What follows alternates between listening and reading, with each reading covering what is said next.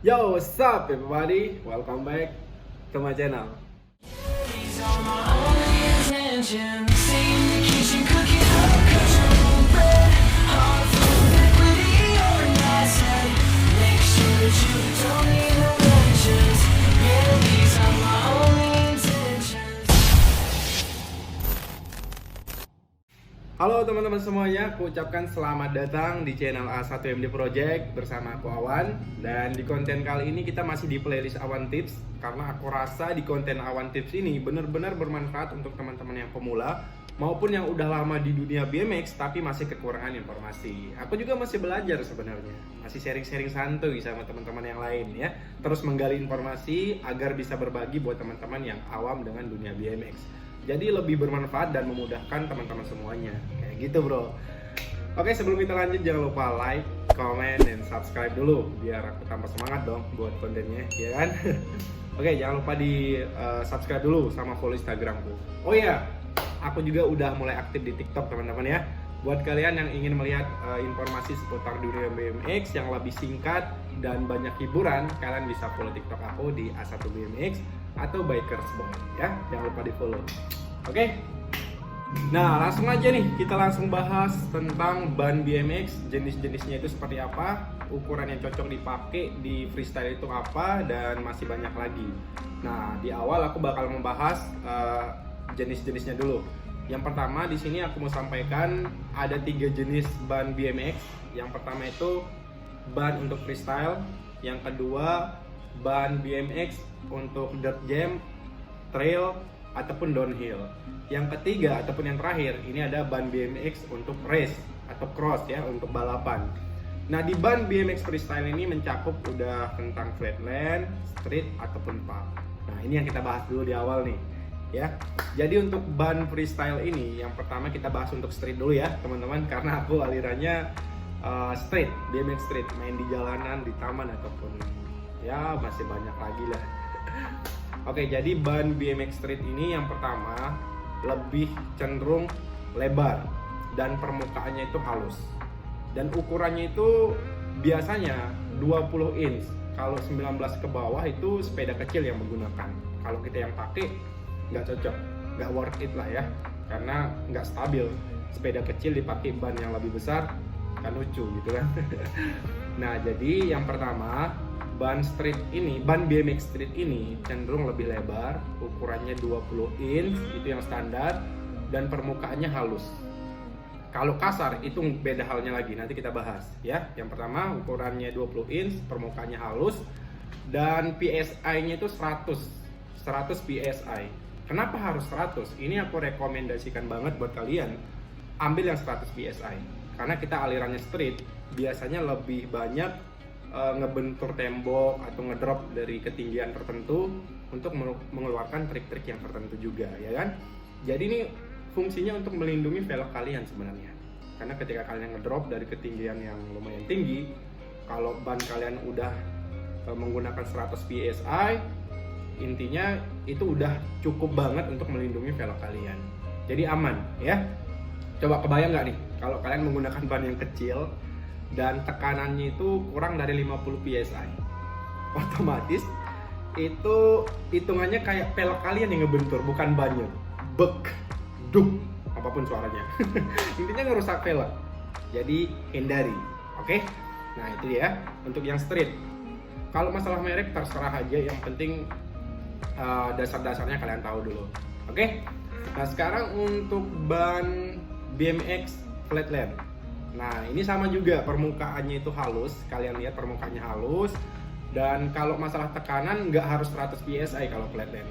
Soalnya itu biasanya main di tempat-tempat halus, tempat datar, nggak diperlukan untuk trik-trik ngedrop juga atau lompatan dan semacamnya. Nggak terlalu diperlukan. Dan ini ukurannya lebih kecil dibandingkan dengan ukuran ban sepeda BMX street.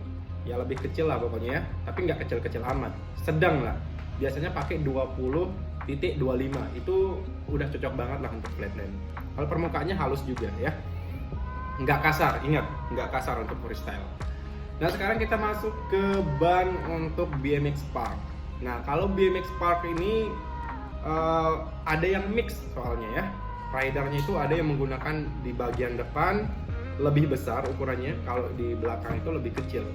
Nah tujuannya aku kurang tahu ya. Buat teman-teman yang aliran BMX Park, silahkan tinggalkan aja di kolom komentar biar teman-teman yang lain tahu gitu ya.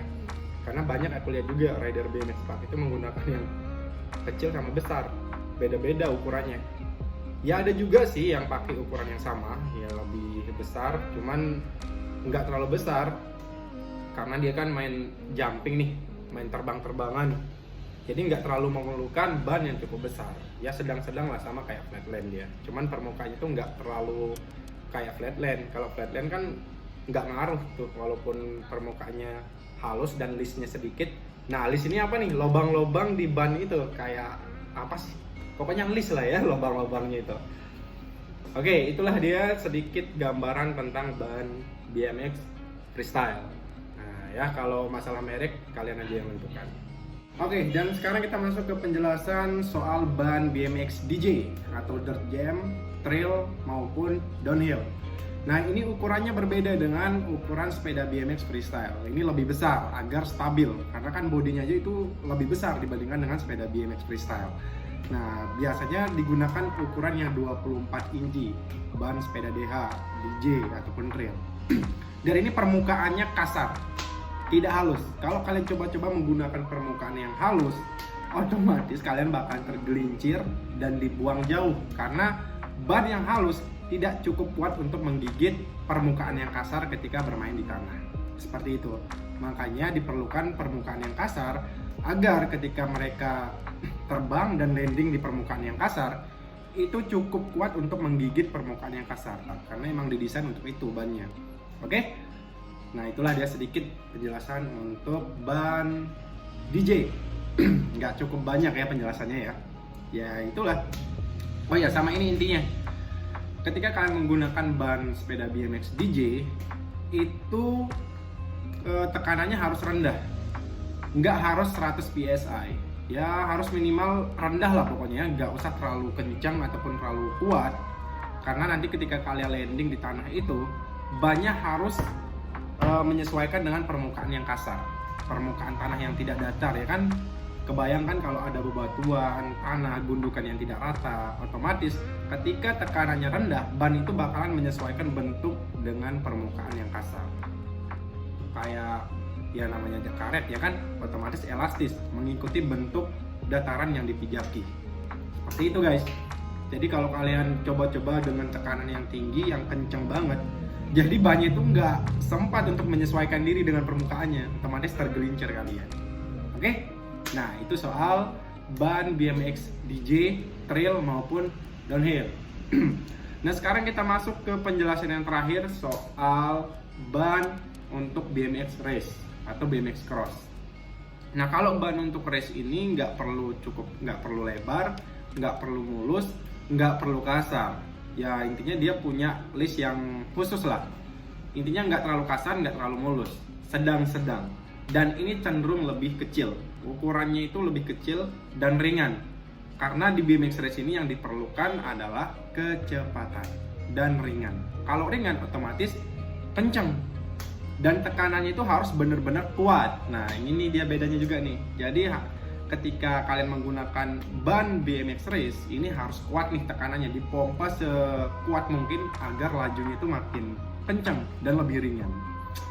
Kalau dipakai freestyle kayak gitu worth it nggak bang? Nggak worth it, jangan coba-coba. Ban sepeda BMX DJ kalian pakai di freestyle nggak mungkin, bakalan licin dan nggak enak lah pokoknya ya. Nah seperti itulah teman-teman ya. Dari penjelasanku ini semoga kalian bisa mengambil kesimpulan dan bisa memilih ban sepeda apa yang cocok untuk kalian. Ya sesuaikan juga sama aliran kalian. Misalkan kalau ngambil aliran street, ya sesuaikan dengan ban sepeda BMX freestyle. Kalau ngambil DJ, trail ataupun downhill, sesuaikan lagi ukurannya lebih besar dan permukaannya kasar. Kalau yang cross, ya udah dan seterusnya lah kalian bisa ambil kesimpulan dari penjelasanku ini. Oke, semoga bermanfaat teman-teman ya. Aku rasa videonya cukup lah ya. Kalau masih belum cukup jelas, aku mau minta maaf karena aku masih belajar juga, masih meraba-raba, masih menanyakan sama teman-teman yang lain juga ya. Kita sama-sama belajar intinya. Kalau ada kekurangan, jangan dihujat, tapi dikasih masukan. Begitulah adab kita yang memiliki ilmu lebih dari teman yang lain, ya. Kita sharing-sharing. Tinggalkan di kolom komentar. Kita bareng-bareng memberikan informasi sama teman-teman yang awam dengan dunia BMX. Oke, see you next video. Jangan lupa like, comment, dan subscribe biar aku tetap semangat dan memberikan informasi seputar dunia BMX ke teman-teman semuanya. See you next time and keep riding, bro. Semangat ya, semoga bermanfaat.